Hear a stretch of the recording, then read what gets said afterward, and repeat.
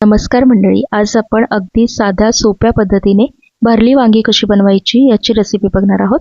खूप जास्त मसाल्यांचा वापर यामध्ये केलेला नाहीये। पोळी बरोबर भाताबरोबर खायला ही भाजी खूप छान लागते। माझ्या या पद्धतीने ही भाजी एकदा नक्की बनवून बघा। चला तर मग लगेचच बनवायला सुरुवात करूया। तर सर्वात आधी इथे मी 2 ते 3 टेबलस्पून भाजलेले शेंगदाणे घेतलेले आहे। त्यानंतर 2 टेबलस्पून भाजलेलं सुकं खोबरं घेतलं आहे।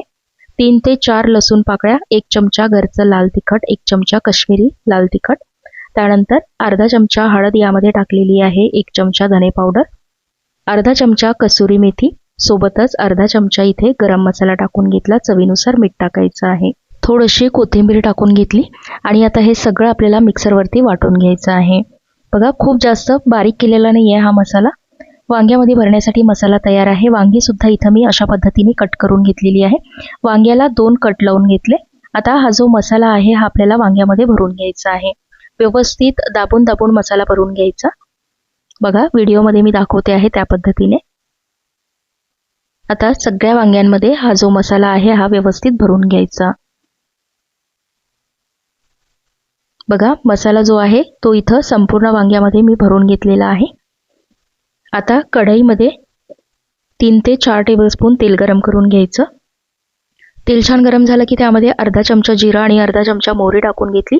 सोबतच एक मीडियम आकाराचा कांदा अगदी बारीक चिरलेला आहे। कांदा बारीकच चिरायचा। कांदा छान परतून घ्यायचा आहे, हलकासा लालसर रंग येईपर्यंत। कांदा इथं छान परतून झालेला आहे। आता यामध्ये 1 चमचा आलं लसूण पेस्ट टाकून घ्यायची, ती सुद्धा परतून घ्यायची आहे, कच्ची असल्यामुळे। आलं लसूण पेस्ट इथे परतून झालेली आहे। आता यामध्ये फक्त कांद्यापुरते कोरडे मसाले टाकून घ्यायचे। तर अर्धा चमचा लाल तिखट टाकलेला आहे, अर्धा चमचा हळद, अर्धा चमचा काश्मीरी मिरची पावडर, अर्धा चमचा धने पावडर टाकलेली आहे आणि थोडंसं मीठ टाकलेलं आहे। म्हणजे फक्त आता हे जे आपण कांदा आणि टोमॅटो इथे टाकलेला आहे फक्त याच्यापुरतं तिखट आणि मीठ टाकायचं आहे।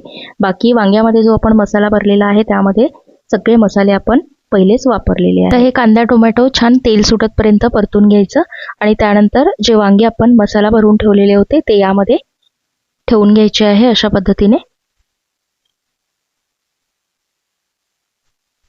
आणि आता इथे आपल्याला भाजी शिजवून घ्यायची आहे, त्यामुळे सुरुवातीला थोडंसं पाणी टाकून घ्यायचं वाफ येण्यासाठी।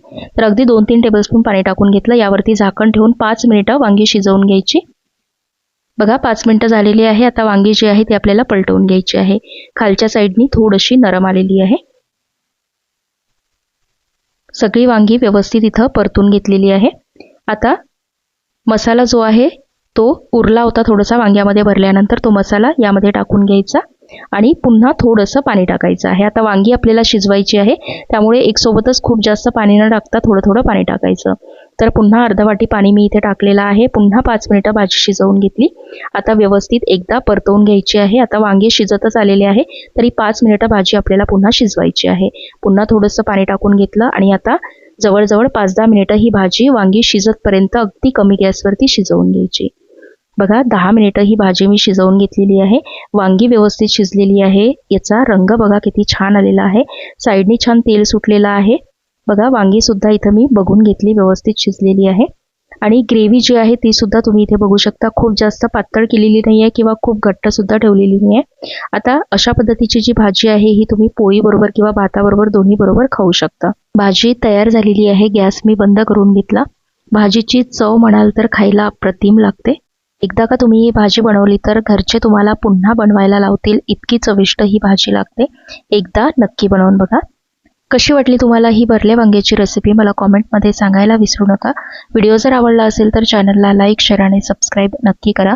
लवकरच भेटूया अशाच एका छानशा व्हिडिओ बरोबर। तोपर्यंत धन्यवाद।